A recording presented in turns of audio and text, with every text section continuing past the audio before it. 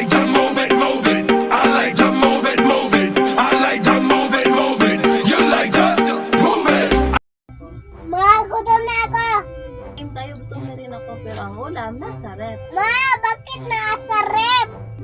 Para hindi ka na matempt kumain agad. Kumbaga, self-control 101.